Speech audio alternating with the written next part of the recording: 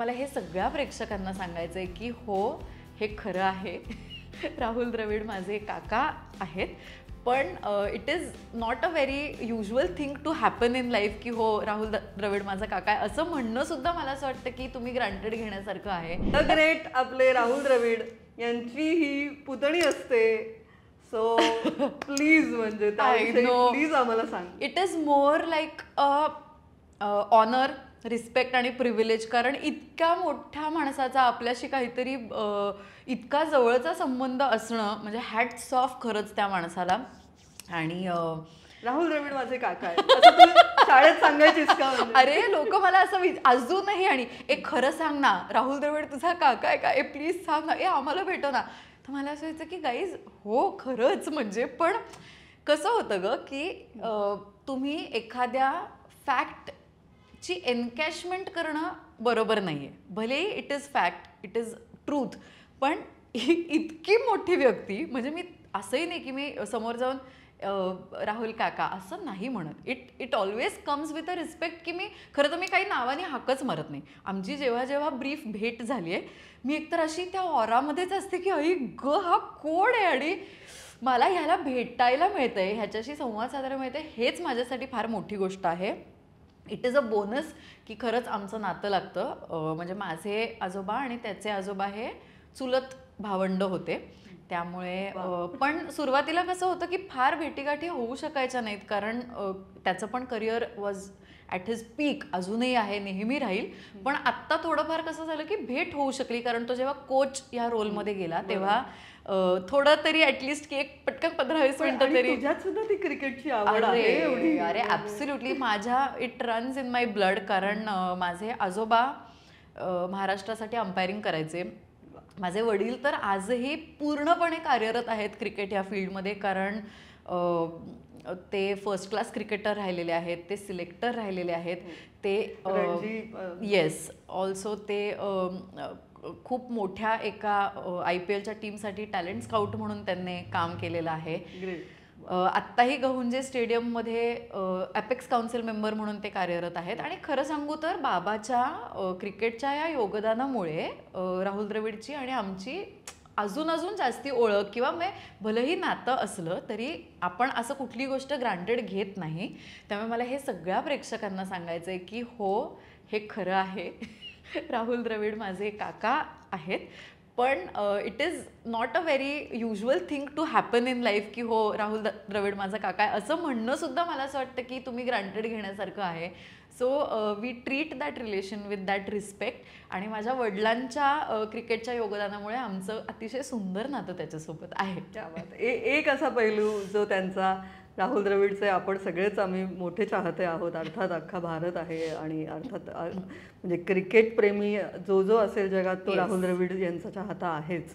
तर एक असा पैलू त्यांच्या स्वभावाचा जो तुला काहीतरी स्पेशल जे तुला कळलं असेल जे आज आम्हाला शेअर करशील? एकतर ना बॅलन्स, म्हणजे इतके बॅलन्स्ड आहेत ते. म्हणजे तुम्ही खूप आनंद, खूप दुःख, खूप प्रेशर, खूप स्ट्रगल, ह्या सगळ्याचा नेहमी मला असं वाटतं मिडपॉईंट साधू शकलेत ते. आणि आय थिंक त्याच्यासाठी म्हणजे it has been his best thing to deal with. कारण सक्सेसचा पण उच्चांक बघितलेला आहे, हार्डशिप्सचा पण उच्चांक त्याने बघितलेला आहे. आणि एवढं सगळं असून कधीही टेम्पर लूज न होता, कधीही कुठल्याही कॉन्ट्रोवर्सीमध्ये न येता, नेहमी मोजके शब्द बोलून पण फर्मली स्वतःचं मत किंवा स्वतःची जर्नी मांडू शकणारी मला असं वाटतं ती एकमेव व्यक्ती आहे. आणि we all are extremely proud of him. Yes, खरंच म्हणजे त्याबद्दल तर ग्रेट रिस्पेक्ट आहेच. आणि म्हणजे अफाटच कार्य आहे. आणि माइंड कंट्रोल, एस्पेशली तुम्ही एक खेळाडू असताना हे सगळं सांभाळणं म्हणजे खरंच हॅट्स ऑफ. खरंच तूही इतकं छान ते सांगितलंस. कारण तुझं जवळचं नातं आहे त्यामुळे तू खूप छान ते सांगितलंस.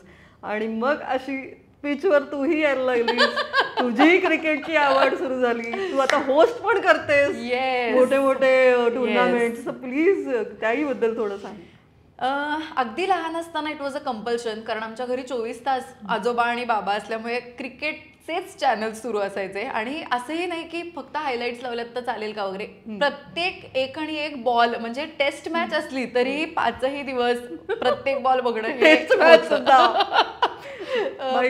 फॅन. खरं सांगू का की माझ्यात कधी ते म्हणजे फक्त बाबा सांगतायत म्हणून ते मला स्वतःला ती आवड निर्माण झाली, हे ट्रान्झिशन इतकं स्मूथ होतं. कारण एक तर तो खेळच असा आहे, तर कुठलाही खेळ, कुठलीही कला, आणि कला आणि खेळ हे स्पिरिट वाईज सेम असतात, त्यामुळे तुम्ही ते पटकन रिलेट करता. इव्हेंच्युअली मला स्वतःला तो गेम इतका आवडू लागला. आणि मला फॉर्मॅट वाईज पण, म्हणजे मला आजही test cricket, one day matches आणि मग आत्ताचे जे आपले T20 ह्याच ऑर्डरमध्ये तो गेम आवडतो. I love to watch 5 day games, आणि असं मला अजिबात कंटाळा येत नाही. परत हायलाईट्स बघणं, मग सेरेमनीज बघणं, हे तर सगळं आहेच. आणि इव्हेंच्युअली आता माझ्या क्षेत्राची आणि ह्या क्षेत्राची सांगड घातली जाईल असं माझ्या डोक्यातही कधी नव्हतं. पण महाराष्ट्र क्रिकेट असोसिएशननी मला जी संधी दिली, कारण मी नुकतंच आत्ता MPL आणि WMPL ह्या दोन्ही गोष्टी होस्ट केल्या. स्टार स्पोर्ट्स आणि जिओ हॉटस्टारसाठी थेट प्रसारण त्याचं होत होतं. आणि माय गॉड, म्हणजे तुम्ही जेव्हा तुमचा वर्क व्ह्यू हा इतका ग्रीन असतो, तुम्ही फक्त पॉझिटिव्ह राहू शकता. म्हणजे मला असं झालं होतं की हे काय आहे, हा एक्सपिरियन्स किती सुंदर आहे. आणि आता जे नवीन जनरेशनची तयार होते, कारण महाराष्ट्र प्रीमियर लीगमधनं येणाऱ्या ज्या नवीन मुली खेळाडू सुद्धा आपण तर आता बघतो आहोत की स्मृती मंधानाने आत्ताच विराट कोहलीचं रेकॉर्ड ब्रेक केलं. म्हणजे कहर आपल्याकडे प्लेयर्स आहेत. ऋतुराज गायकवाड आपल्या सगळ्यांना माहिती आहे, आणि असे असंख्य लोक आहेत की त्यांच्यासोबत मला वन ऑन वन इंटरॅक्ट करायला मिळालं, कारण मी त्यांचे इंटरव्ह्यूज घेत होते, त्यांचे पॉडकास्ट सारखे छोटे सेगमेंट्स घेत होते. त्यामुळे मजा.